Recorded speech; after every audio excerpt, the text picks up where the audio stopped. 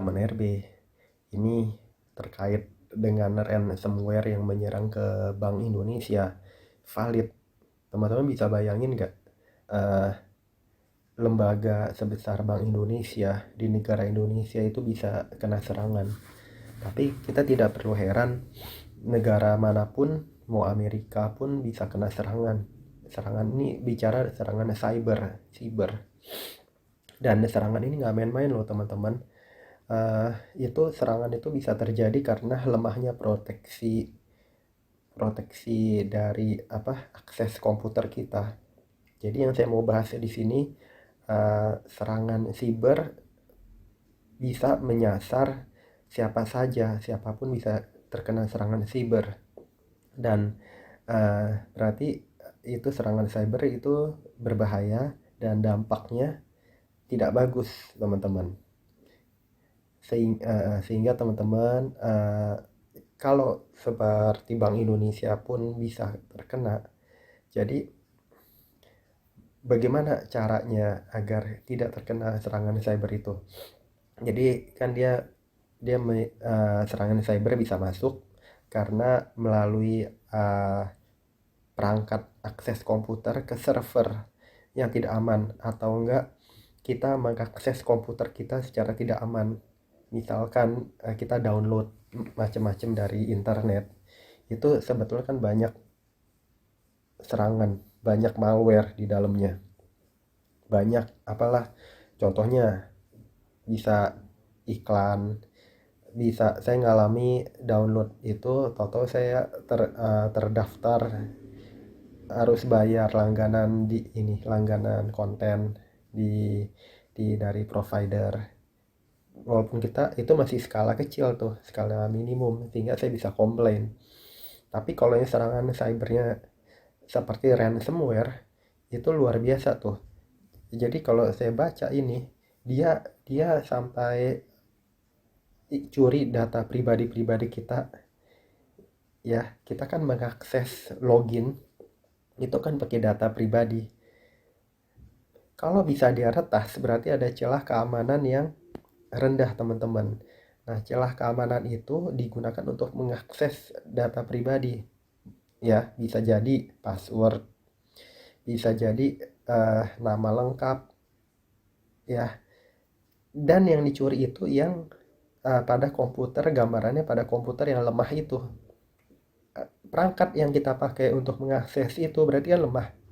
Bisa saja laptop kita pribadi, bisa saja handphone kita pribadi. Tapi rata-rata kalau ke perusahaan gitu kan perangkat komputer kan. Nah, kalau komputernya lemah, data kita bisa diambil. Foto, informasi nama lengkap, apa yang di dalam komputer yang lemah itu dicuri. Nah, itu maka dikatakan bisa terjadi misalkan saat work from home. Ya, atau enggak itu laptopnya dipakai saat saat di kantor, di office, dan dia memiliki akses ke server komputernya. Nah, saat komputernya lemah, itulah diinjek macam-macam data beracun, virus itu, malware. Itu yang digunakan untuk dikumpulin buat nyerang kayak gitu. Atau enggak sistem perlindungan dari itu teman-teman, server dari komputer-komputer yang resmi di kantor itu tidak terlindungi dengan baik. Mungkin sudah tidak update lagi, ada yang tidak update perangkat antivirusnya, perangkat perlindungannya ada yang tidak update, atau uh, nyaris update atau enggak update, tetapi si penyerang lebih maju untuk bisa bisa masuk ke celah keamanannya.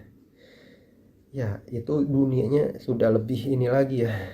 Jadi itu orangnya spesialis tuh, ahli-ahli programmer yang bertujuan jahat, yang bertujuan nggak baik. Dia belajar itu, dia kutak-katik itu komputer, ya, sehingga bisa ngerangsek ke jaringan orang, melakukan pencurian data orang kayak gitu teman-teman. Oke, jadi setelah kita mengetahui bahayanya demikian, saat biar kita terhindar ya waktu kita mengakses itu, misalnya ke jaringan komputer kantor, ya dari IT kantornya itu harus membatasi akses dari user, dari penggunanya, ya itu pertama. Atau tidak ya mau nggak mau dilarang pakai komputer pribadi misalkan. Ketiga, betul-betul itu harus update semua anti malware-nya semua. Tapi gini-gini pun bisa aja saja juga sindikatnya itu gimana ya, eh kita nggak tahu ya, kita nggak bisa berburuk sangka ya, semua kemungkinan bisa ya, misalnya sindikat itu perangkat virus, tapi kan kita nggak boleh mengatakan demikian. Ya paling tidak berarti yang nggak menjadi gambaran, ya kita harus waspada. Dan gini aja gambarannya teman-teman, waspada kita itu misal kita punya komputer pribadi, kita ngerasa komputer kita kadang-kadang jadi lemot, tadinya kenceng jadi lemot banget padahal spesifikasinya tinggi. Apa yang terjadi? Berarti kita ada suatu celah keamanan yang kita belum mampu untuk kendalikan. Misalkan kita harus bersihkan kotoran itu kan persen TEMP persen ya. Nah kita nggak lakuin, komputer kita lambat. Nah kalau kita misalnya pakai program nih, kita umum ketahui CC Cleaner, itu program bisa kelihatan tuh, oh trackernya ada banyak ternyata. Nah itu contohnya, itu harus dibersihkan kan. Dulu saya pengalaman pakai antivirus update, tapi komputer tetap kena virus loh teman-teman. Tapi kalau misalkan saya terus ngebersihin data, saya aware.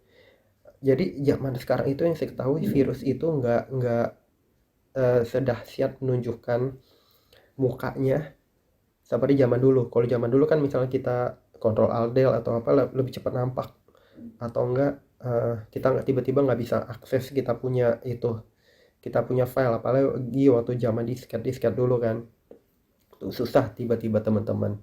Kalau zaman sekarang enggak, dia lebih silent, diam, toto peng, semua data esensial kita misalnya diambil, dicuri kayak gitu. Atau enggak komputer kita ya betul-betul lambat banget, gejalanya nggak ada kan, komputer kita zaman sekarang sudah kencang-kencang kan. Nah, tapi kalau dikenakan virus atau apa macam-macam, efeknya nanti toto pelan banget misalnya, atau kita terus nggak bisa ini, atau enggak data kita jadi hilang. Ya itu karena ya macam-macam lah. Atau enggak ya tingkat bahaya dia lebih ke main ke keamanan data teman-teman. Atau enggak lambat sekali komputer kita. Tapi yang saya ngalamin itu kalau ada gangguan kayak virus, kayak gangguan malware atau apa, itu akses komputer lambat sekali teman-teman. Ya caranya nggak ada, itu bersihin kotoran tuh kotoran dari cache, cuts itu CACHE kayak gitu teman-teman. Nah itu caranya dari persen logo persen TEMP persen, yaitu dari search tuh cari di ini, bersihkan, udah gitu dari sisi cleaner dibersihkan, kemudian update perangkat lunak yang terbaru.